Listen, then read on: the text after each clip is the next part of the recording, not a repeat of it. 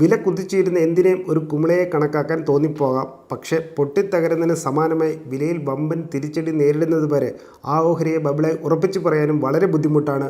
പ്രതീക്ഷയുടെ പുറത്തു മാത്രം കുതിച്ചുയർന്നവ അനുമാനത്തിൽ മാറ്റമുണ്ടാകുമ്പോൾ വിലയിടിവ് നേരിടുന്നത് സ്വാഭാവികം. അടിസ്ഥാനപരമായ ഘടകങ്ങൾ മെച്ചപ്പെടാതെ വില കുതിച്ചുയരുന്നത് ബബിളിൻ്റെ പ്രാരംഭ ലക്ഷണമാകാം. അതേപോലെ വില കുതിച്ചുയരുമ്പോൾ പ്രൊമോട്ടർമാർ ഓഹരി വിൽക്കുന്നതിനെ ജാഗ്രതാപൂർവ്വം കണക്കിലെടുക്കാം. കാരണം ഒരു കമ്പനിയെ എല്ലാ അർത്ഥത്തിലും അടുത്തറിയാവുന്നത് മാനേജ്മെൻറ്റിനായിരിക്കുമല്ലോ. കൂടാതെ സമാന സെക്ടറിലെ മറ്റ് ഓഹരികളുടെ പ്രകടനവുമായും താരതമ്യം ചെയ്യുന്നതും ഉപകാരപ്പെടാം. എല്ലാ കുതിച്ചുചാട്ടവും ബബിൾ അല്ലെന്നും ഓർക്കണം.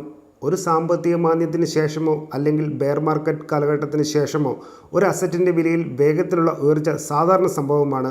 ഏറ്റവും മോശം കാലഘട്ടം മറികടന്നുവെന്നോ സാമ്പത്തിക മാന്ദ്യം അവസാനിച്ചുവെന്നോ ഉള്ള പ്രതീക്ഷയും അനുമാനവുമൊക്കെ ഇത്തരം കുതിപ്പിൻ്റെ ഗതിവേഗം വർദ്ധിപ്പിക്കുകയും ചെയ്യാം. എന്നിരുന്നാലും അടിസ്ഥാനപരമായ ഘടകങ്ങളെ സാധൂകരിക്കുന്നതിൻ്റെ ആനുപാതികമായ വേഗത്തിലാണെങ്കിൽ കൂടിയും ഓഹരികളുടെ വില ഉയരുകയുള്ളൂ എന്നതാണ് ഇത്തരം കുതിച്ചുചാട്ടങ്ങളെ ബബിളുമായി വേറിട്ട് നിർത്തുന്നത്.